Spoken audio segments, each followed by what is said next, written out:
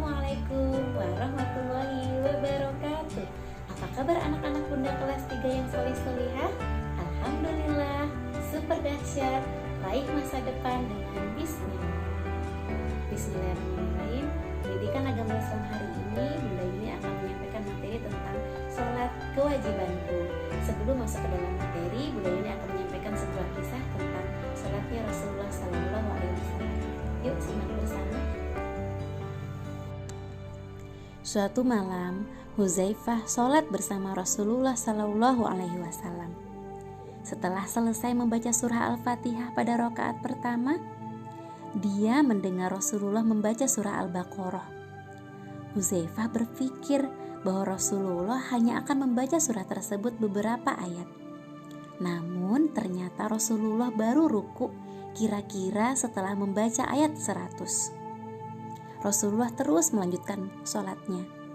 Selepas membaca surah Al-Fatihah, beliau ternyata melanjutkan bacaan surah Al-Baqarah.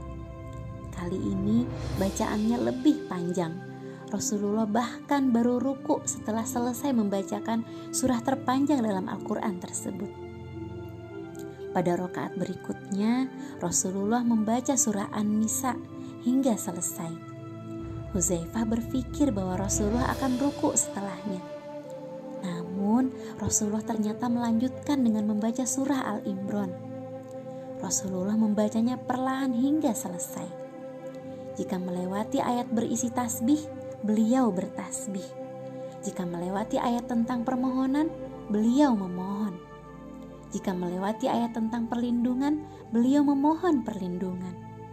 Barulah setelah itu beliau ruku. Lama ruku beliau kurang lebih sama dengan lamanya berdiri. Selepas itu Rasulullah berdiri lagi sambil mengucap Sami Allahu liman hamidah. Berdirinya kali ini kurang lebih hampir sama dengan waktu ruku. Selanjutnya beliau pun bersujud dan membaca Subhana rabbiyal a'la. Demikian kisah salatnya Rasulullah SAW. Hikmah dari kisah ini adalah seorang mukmin merasa berbahagia ketika sholat karena dapat berkomunikasi langsung dengan Allah Subhanahu Wa Taala, zat yang sangat dicintainya. Oleh karena itu, dia akan rela berlama-lama dalam sholatnya. Sholat merupakan tiang agama. Barang siapa menegakkan sholat berarti telah menegakkan agama. Barang siapa meninggalkan sholat berarti meruntuhkan agama. Sholat itu kewajiban yang telah ditentukan waktunya bagi orang-orang yang beriman. Inti ibadah sholat. Sholat artinya doa.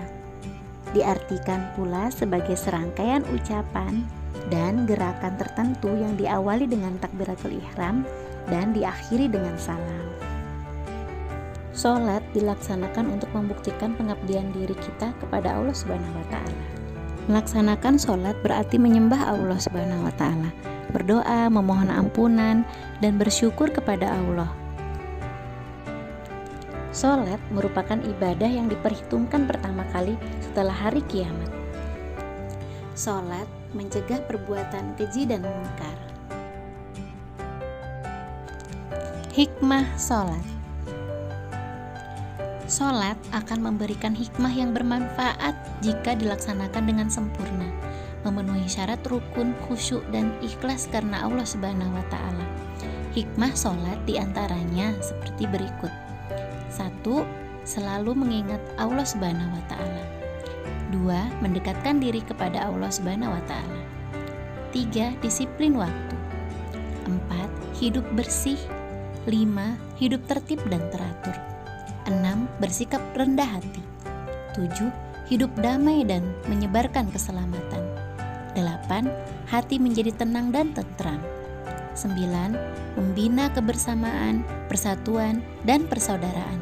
10. Memelihara diri dari perbuatan dosa. Demikian pembelajaran PAI hari ini.